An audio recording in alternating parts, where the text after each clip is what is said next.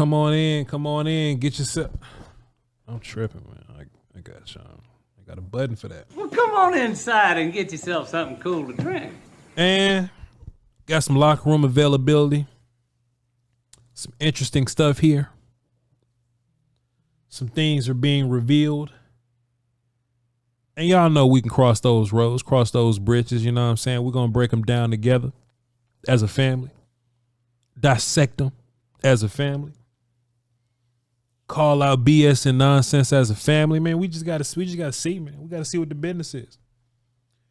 Mike McCarthy, Trey Lance, and Brandon Cook are some clips I got for y'all today. I just want to give y'all my thoughts because when I first heard them, I was like, I would love to hear y'all thoughts, chat. Dak Prescott is an MVP candidate. He finished second. Should have been first, but he finished second. Is what it is. So the idea that we need a new quarterback has always been a little strange to me because he finished second in the MVP. Shouts out to Jeff Kavanaugh, right? I've been a fan of his for a long time, but me and him are like, we're we're like friends now. So whatever. Shouts out to him. But he used to always have this quote when he was talking about Cowboy team building. It was so poignant. He was like, hey, man, why we get worse on purpose? Why would we get worse on purpose? Sometimes your worse on purpose makes a little sense, Like if you move on from a 90-year-old, like body-wise, like Tyron's really like 32, but body-wise he's like 90. If you move on from a 90-year-old Tyron Smith and end up with like Tyler Guyton, I mean that makes sense, right?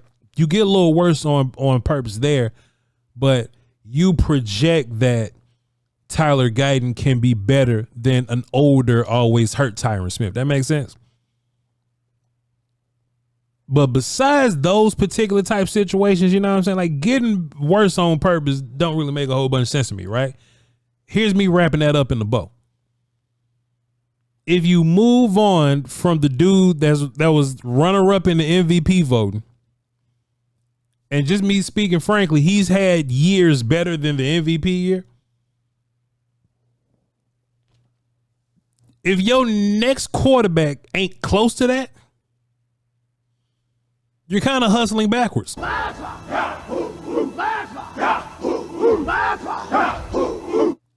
That's like you saying, hey man, even if you said this though, right? Because I listen to a lot of Cowboy fans, right? Even if you listen to this, even if you go,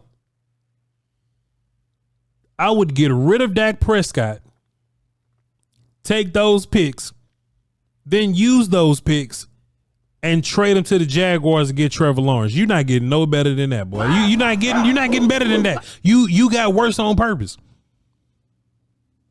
Because everything that you sick and tired of, dealing with Dak for, that's what the Jags are dealing with Trev and them.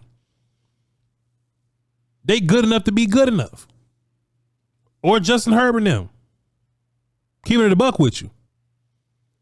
It's only a handful of quarterbacks in which their fan bases look at them and go, hey, when you get to the playoffs, at least you win games. There's only like 3 or 4 quarterbacks that do that.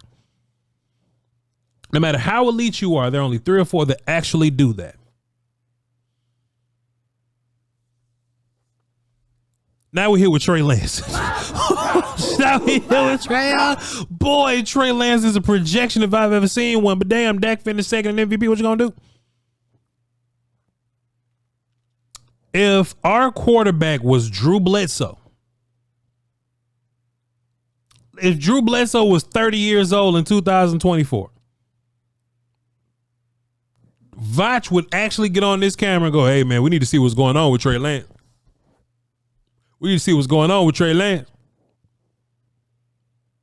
Now you only want to see what's going on with Trey Lance because some of y'all sick of Dak. But if Trey don't finish second in MVP, you got worse on purpose. If Trey doesn't win you 12 games 3 years in a row, you getting worse on purpose. For what? To save $60 million to save an organization $60 million and they ain't gonna spend it in the first place? They ain't gonna spend that money. Cowboys gonna get that money and re-sign somebody. I just want to encourage Cowboy fans to not even worry about the $60 million sometimes. Don't even worry about that $60. Man, fuck that $60 million. That ain't your money nowhere. Don't worry about that $60 million. The Cowboys have to worry about it, but we shouldn't worry about that $60 million because they're not gonna pay for nobody. They're not gonna give Michael Parsons a running mate. They're not gonna pay for this elite running back to go help Trey Lance. They're not gonna add another all-pro to the offensive line. No, they ain't doing that. So just roll with 4. But there have been conversations about Trey Lance, right? There have been conversations about Trey Lance. The only way that this Trey Lance conversation makes sense to me, if like maybe Trey Lance is not an MVP candidate, right? Let's just be clear here. Because Jordan Love's not an MVP candidate, but he could beat your ass in a playoff game, right? What if there's an idea that Trey Lance is not an MVP candidate, but his clutch gene is I don't even know how to make this shit make sense. You know what I'm saying? No way. Yes. Not this time. Yes. We created a Similar event. Not this time. No. You're Not right. This time. It's totally right. Pure. Our research found. I don't even know what to say about it. Is it true? I don't even know what to say about it. It sounds crazy. Hey, man, he not the MVP, but he better than Dak for 4 games out the year, so that's all that matters. I mean, would Trey Lance have won you the Green Bay game? Would Trey Lance have won you the Dolphins game? Would he have won you, what's the game that we won? Would he have won you the fucking Seahawks game? Or the Bills game? Or the 49ers game? I don't know. But Trey Lance is a developing topic here, right? I think this only makes sense, or this is only an argument because Trey Lance was once the first overall pick, you know? Pardon me. He was a third overall pick. Third? Yeah. Zach Wilson was second. Trey was third. I think this is only a conversation because Trey Lance was the third overall pick. And maybe with a change of scenery, your third overall pick can act like a third overall pick. Did you hear what I said? Maybe, because because up to this point he ain't been acting like a third. He ain't been acting like a third overall pick. He ain't been acting like it. He's been acting like Cooper Rush, but he ain't been acting like a third overall pick. But he hasn't gotten a lot of reps neither. So maybe there's this idea that if you put Trey in a friendly system and you give him some reps and you let him learn under a stud quarterback for a couple of years, like they've done with Jordan Love, maybe the idea is when you're finally done with Dak, or when you see Dak decline in 2 or 3 years, or 4 years, I don't know, then maybe that's when it's time for Trey Lance to come about. Trey Lance said this. They was asking about this Cowboy offense and shit, and Trey Lance was like, "Psh, man, it's a little different." This is what he said. Yeah, just a different offense. We didn't San Francisco. We weren't really dropping back in pass. Boy, Trey Lance wore number 15 for 2 weeks, didn't he? Trey Lance. Boy, look, Trey Lance had that jersey for 24 hours, didn't he? Now he wearing a receiver number. That's crazy. Yeah, just a different offense. We didn't San Francisco. We weren't really dropping back and passing out of the gun on 1st and 10 too many times. It's totally different here where we can do that. We have the guys to do it. And, let me go back and see what he said here. West Coast is different than. Yeah, just a different. Because the nerve of Trey Lance to try to make it look like San Francisco offense ain't shit and ours is so much better. Like the nerve of him. The nerve. The nerve. Let's see what he got to say. Because San Francisco offense ain't shit. Let's see what Trey got to say. Offense. Like if he was coming from like Tennessee or something, I'm like, yeah, dog, Tennessee offense ain't shit. He coming from San Francisco. Boy, the hell wrong with y'all. Let's look. What do they ask you to do differently? Because that West Coast is different than. Yeah, just a different offense. We didn't San Francisco. We weren't really dropping back and passing out of the gun on 1st and 10 too many times. They was running the ball from under center. They were effectively running the football. That's why they don't throw on 1st and 10 out the shotgun. It's totally different here where we can do that. We have the guys to do it, and obviously the coaching staff to do it as well. We got the guys and the coaching staff to do it. Now, the rest of this Trey Lance interview, he ain't give me nothing because the media they didn't ask great questions this time around, so it's cool. Especially the Eric Kendricks interview, they asked terrible questions for Eric Kendricks. Boy, they didn't, you know, when they right, they right. When they wrong, they wrong. But boy, this is one of them times where our media peers just didn't have much interesting to say to none of these guys. But hey, man, Trey in a new system, dog.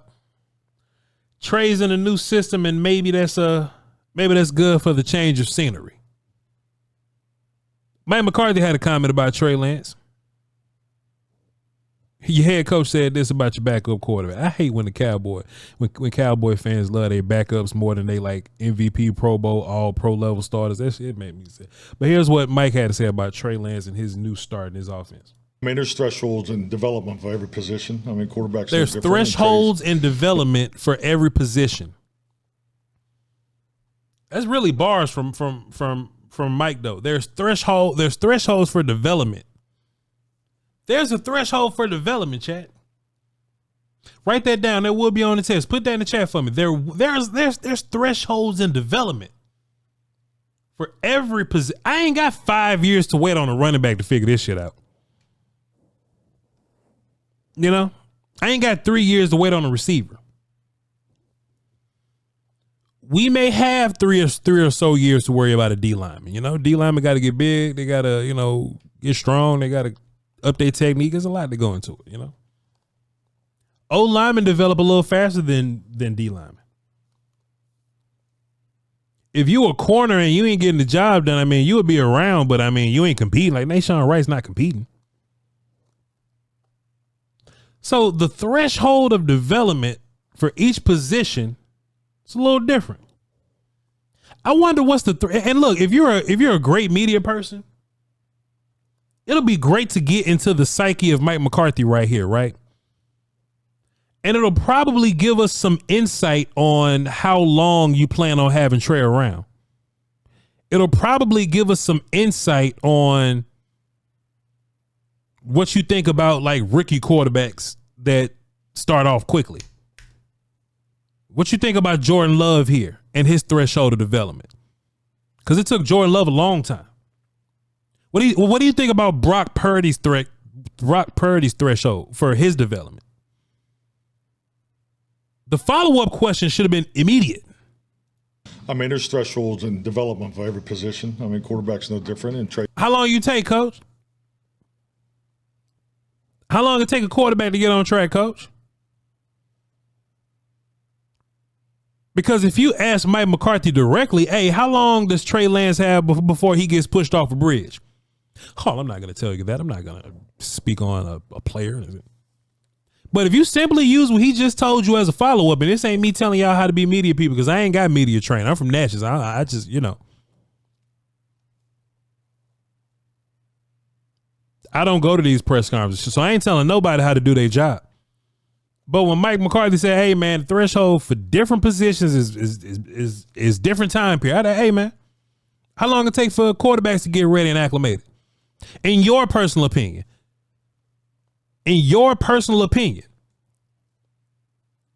And look, you Green Bay guy, Aaron Rodgers development guy.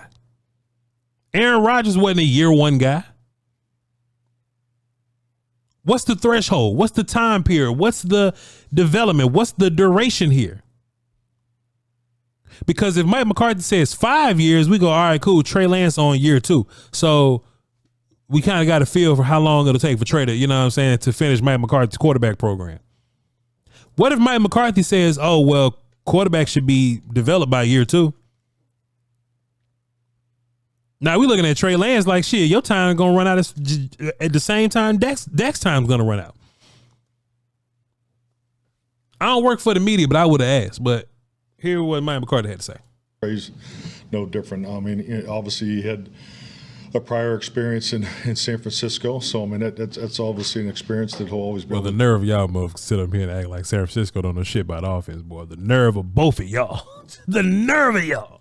draw from. And then, you know, we're involved in a different offense in just the way the position's played, which is, you know, it's played differently for every quarterback and in every organization. So so my point is he's crossing the thresholds of training. I've been very, very pleased.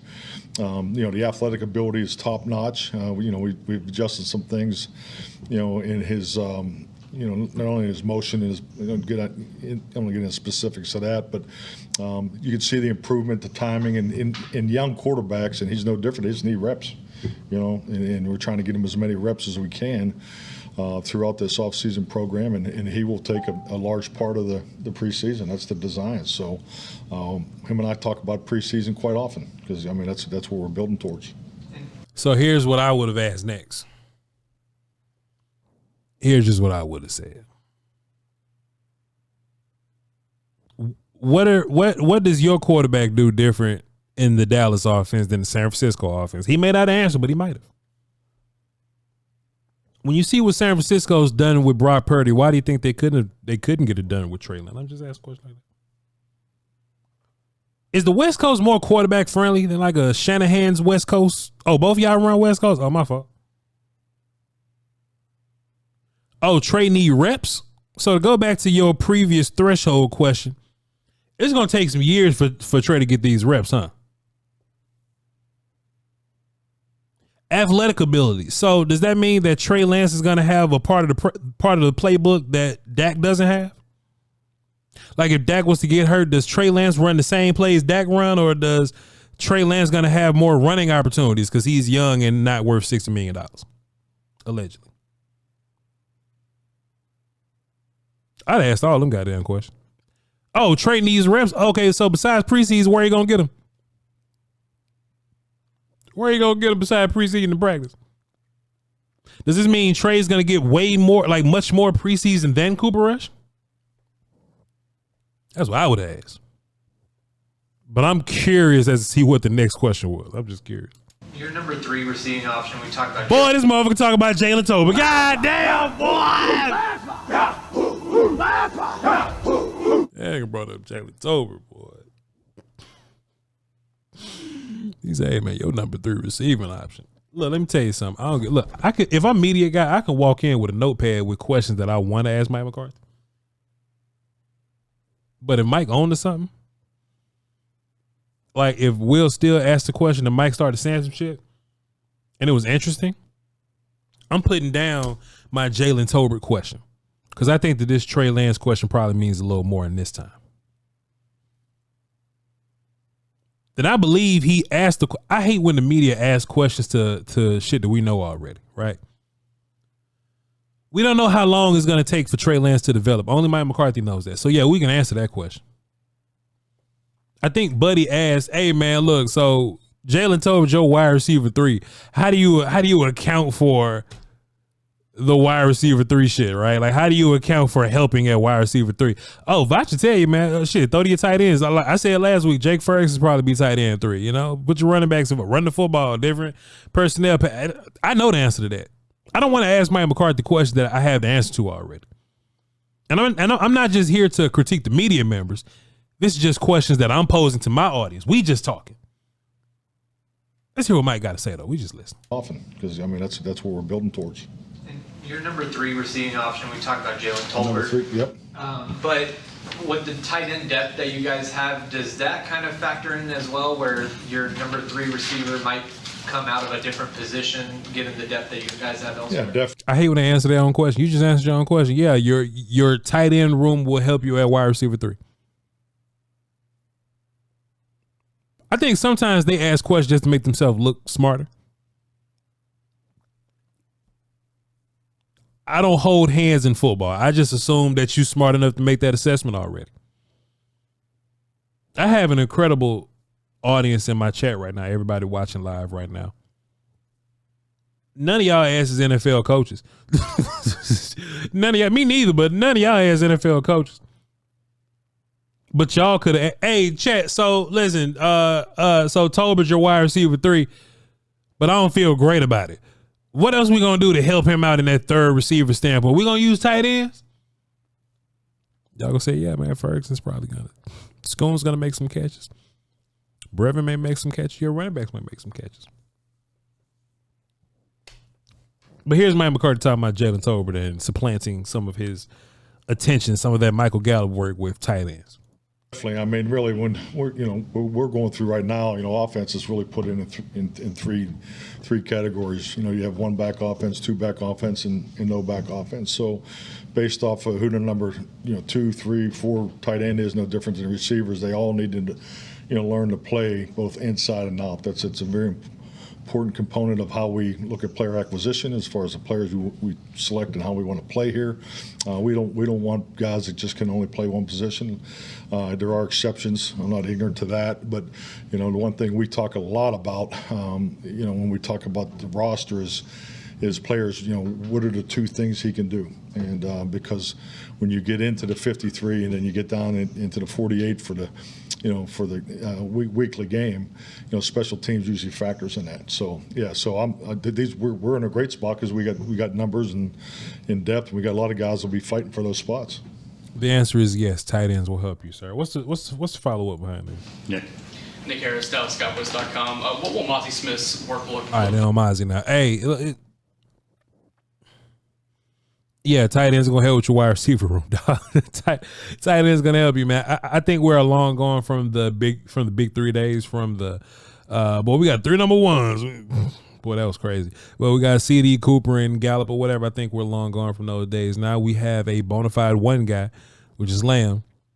We have a compliment to him, which is Brandon Cooks, and I think Ferguson is like your tight end too. Me and Brian Bross was talking just, on the last episode of the Lombardi podcast. Me and Broaddus was talking, and he would agree. He would agree that starting week 1 now, taking the momentum from last year, Ferguson's probably going to be heavy in your wide receiver room. So I'll just leave y'all with that. All right, I got another one here talking about defense later on, but we'll talk about that on another day. All right, appreciate y'all. Peace. Love you.